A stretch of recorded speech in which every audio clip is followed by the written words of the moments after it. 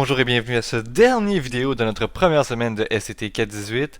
Dans cette vidéo-ci, on va terminer la section sur les mesures de tendance centrale avec des applications là, qui font intervenir la moyenne. Donc, on va se lancer tout de suite. Là. Donc, on a une première proposition qui ressemble un peu là, à la proposition qu'on avait eue avec la médiane. Donc, cette fois, on nous dit que si on prend la fonction qui est définie comme ça ici, donc, on prend toutes nos données et on calcule l'écart entre les données à un certain point. On élève les écarts au carré.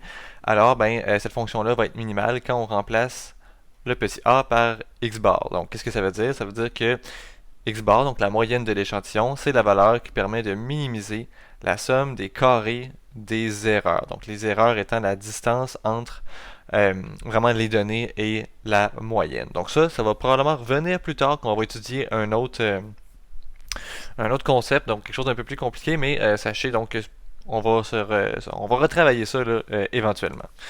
Par contre, ce qui est en dessous ici, donc on a une proposition qui nous dit que la différence entre les données, donc la différence entre les xi et la moyenne x bar, donc ça ici c'est toujours égal à 0, et on va faire la démonstration de ce résultat-là. Donc si on veut faire la démonstration, on part du point de gauche, donc la sommation i allant de 1 jusqu'à petit n de xi moins x bar, et on va travailler sur cette expression-là. Donc on sait que quand on a une sommation comme ça sur une somme, donc on peut distribuer la sommation. Donc on se retrouve avec la sommation de i allant de 1 jusqu'à petit n des xi, moins la sommation de i allant de 1 jusqu'à petit n de x bar. Donc à gauche, qu'est-ce qu'on peut faire? On peut venir multiplier cette quantité-là et la diviser par petit n, donc ça revient exactement au même, sommation i égale 1 jusqu'à n des xi. Et de l'autre côté, x bar, ça ici, c'est une constante. Hein? C'est un chiffre en tant que tel. Peut-être que ça vaut 34, cette chose-là. Donc, si on fait 34 et qu'on l'additionne petit n fois, ça revient à dire qu'on a n fois x bar. Et là, à gauche, ici, l'élément qu'on a ici, que je viens d'encadrer, ça ici, ça correspond à x bar. Donc, on se retrouve avec n fois x bar, donc essentiellement, c'est que l'expression qui est ici, ça représente la moyenne. Donc on a n fois x bar moins n x bar, et donc on se retrouve bel et bien avec 0, et on a montré le résultat. Et donc, on termine avec une petite question. Donc, quelle mesure de tendance centrale devrions-nous privilégier? Donc, c'est une bonne question. Évidemment, ça va dépendre du type de données. Donc, si on travaille avec une variable qui est qualitative, la seule chose qu'on peut vraiment utiliser, c'est le mode. Par contre, si on est en quantitatif, donc là, il y a beaucoup de choses qu'on peut utiliser et c'est pas clair jusqu'à maintenant qu'est-ce qu'on devrait utiliser entre le mode, la médiane, la moyenne. Donc, la prochaine section qu'on va travailler la semaine prochaine va nous donner des outils pour mieux choisir donc qu'est-ce qu'on devrait utiliser. Avant tout, là, je veux vous montrer autre chose. Donc, je vais aller dans un fichier Excel ici. Voilà, donc vous voyez, là, on a une série de données ici qui est donnée en jaune à gauche. Donc, on a plusieurs 1, on a quelques 2, des 3, des 4, et ensuite on a des valeurs individuelles allant de 5 jusqu'à 20.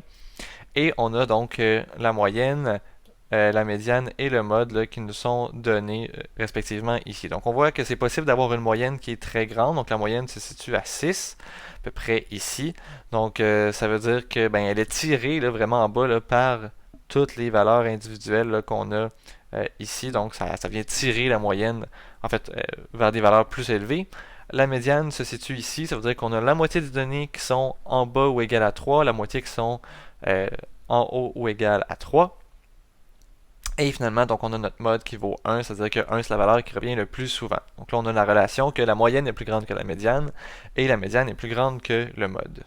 Si je change de feuille ici, donc on a un autre exemple où cette fois vous voyez là, la moyenne, la médiane et le mode sont toutes égales.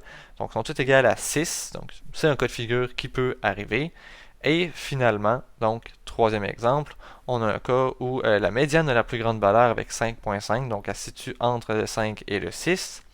La moyenne est à 5.12, donc pas mal au milieu de nos données. Là, quand on regarde ça, là, on a beaucoup de valeurs qui sont dans les deux extrêmes. On a beaucoup de valeurs faibles et beaucoup de valeurs élevées. Donc la moyenne est au milieu. C'est pas nécessairement représentatif de la situation, mais c'est la valeur moyenne qu'on peut calculer.